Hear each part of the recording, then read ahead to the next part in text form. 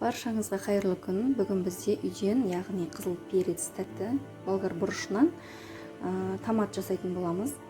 Өзіңіз қалауыңызша қызыл тәтті болгар бұрышын жақсылап жуып тазалап, осындай бөліктерге 4 немесе кіші болса 3 бөліктерге бөліп, барлығын дерлік тазалап аламыз.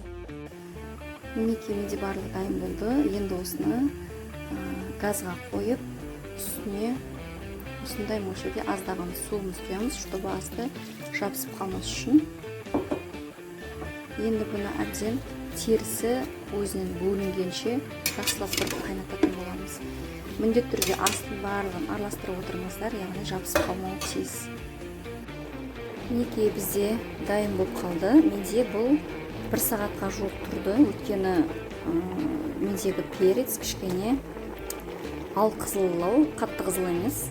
Енді осыны астын өшіріп түсіріп алатын боламыз.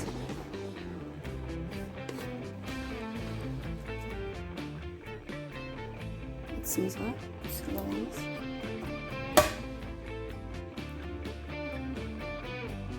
Неге бізде астынан су қалды, бұл бізге қажет болмайды. Бізге қажеті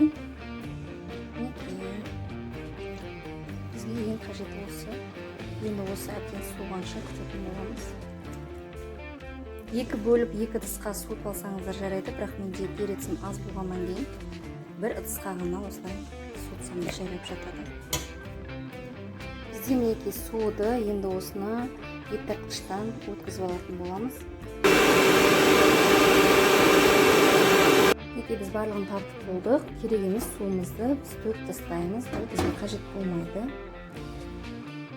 Ал енді тартылған переціміздің астын отқа қойып 20-25 минут бойы қайнататын боламыз. Бізде мінекей осылай қайнап жатыр. Астын басып қоясыздар, сәл күйіп кетпеу керек, араластырып тұрасыздар. Мінекей бізде дайын болды. Енді осыны тазаланған стерилдеген банкімізге салатын боламыз.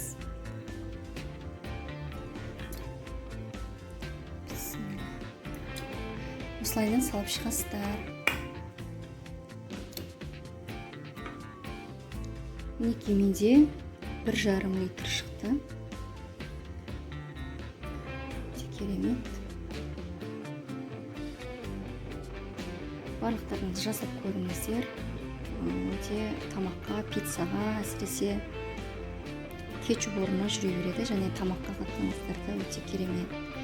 Жақсы, каналға тіркеліңіз, сау, сәлеметті болыңыздар.